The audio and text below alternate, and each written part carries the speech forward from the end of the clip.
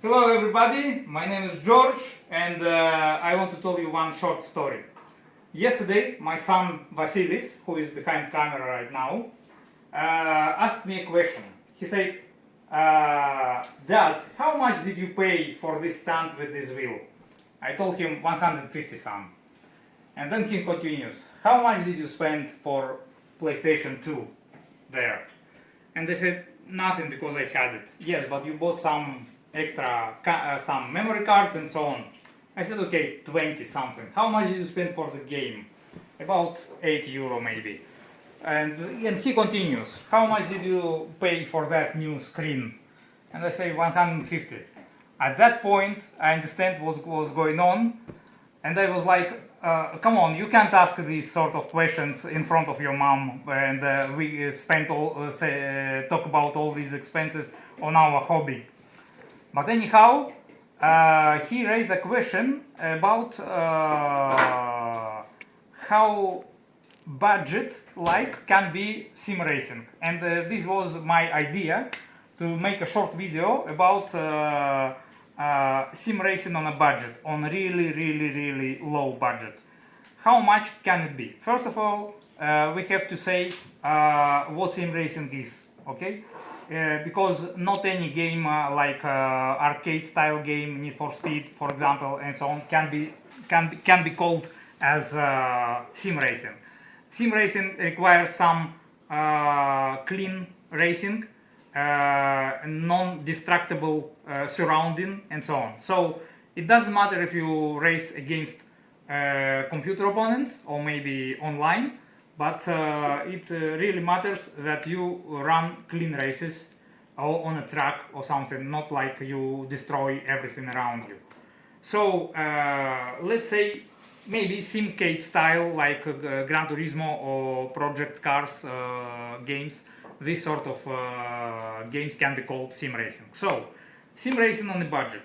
If you find a very old, really old Logitech G25, G27, you can find it like for 80 bucks maybe. This sort of stand, very good stand by the way, is about 70, 80. You can find it on Amazon, eBay, for example. I suppose if you choose PlayStation, I suppose you already have a TV set, so you don't need to buy it. Also, you don't need to buy it even this sort of stand, because if you have a small TV on a table, you can use these clamps of on the wheel to set it on the table. So, and that's about it. So, about 150 euro top, plus for if you are very lucky, for 20 euro, 25, you can find full set of PlayStation 2 with a memory card, with 2 joysticks, and maybe even with a disc. If not, okay, memory cards can cost like 5 to 8 euro each, and Gran Turismo 2 or 3 or 4 can cost up to 10 euro each. That's about it. That's what really sim racing on a budget is. Because below that you go nowhere, okay? So can you go actually below that? Maybe, because there are some wheels that don't have 900 degrees turning radius, okay? So, but this is like the lowest standard. You need a 900 degrees wheel and force feedback. But there are some wheels with less degrees, for example 540. If you go less than that, maybe 270, and the most extreme is 180. 180, come here.